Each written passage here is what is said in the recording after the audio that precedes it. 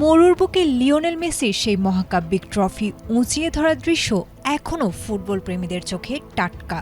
এদিকে শুরু হয়ে গেছে এবারের ফিফা আসর।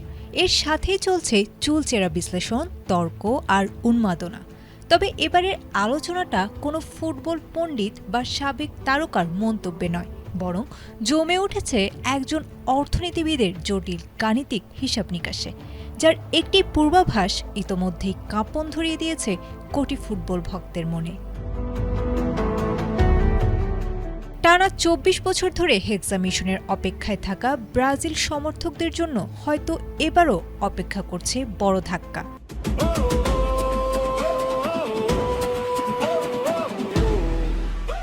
জার্মানির বিনিয়োগ বিশ্লেষক ইয়োয়াকিম ক্লেমেন্টের বিশেষ অ্যালগোরিদম বলছে, গ্রুপ পর্ব পার করলেও সেলেসাওদের দৌড় থামবে নকআউটের প্রথম ধাপ, অর্থাৎ রাউন্ড ৩২-এই।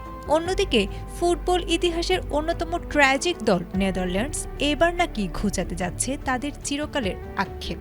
রোনালদোর পর্তুগালকে ফাইনালে হারিয়ে ডাচরাই নাকি ঘরে তুলবে তাদের ইতিহাসের প্রথম বিশ্বকাপ, এমনটাই দাবি এই অর্থনীতিবিদের। একজন অর্থনীতিবিদের এই গণনাকে অবশ্য মাত্র হাওয়া বাতাসের কথা বলে উড়িয়ে দেওয়া যায় না।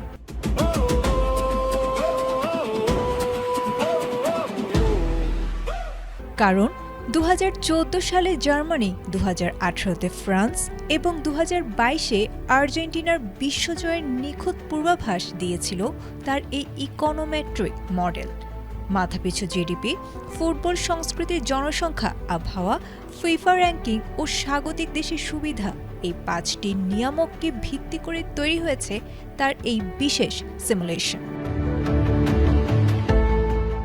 তবে ক্লেমেন্ট নিজেই মনে করিয়ে দিয়েছেন, ফুটবল দিন শেষে অনিশ্চয়তার খেলা। তার মডেলেও প্রায় অর্ধেকটা নির্ভর করে মাঠের চেনা ভাগ্য আর ৯০ মিনিটের লড়াইয়ের ওপর। এখন দেখার বিষয়, ক্লেমেন্টের প্রেডিকশন কি ৪-৪ হবে, নাকি মাঠের জাদুতে সব গাণিতিক সমীকরণ বুড়ো আঙ্গুল দেখিয়ে হেক্সার স্বপ্ন সত্যি করবে ব্রাজিল।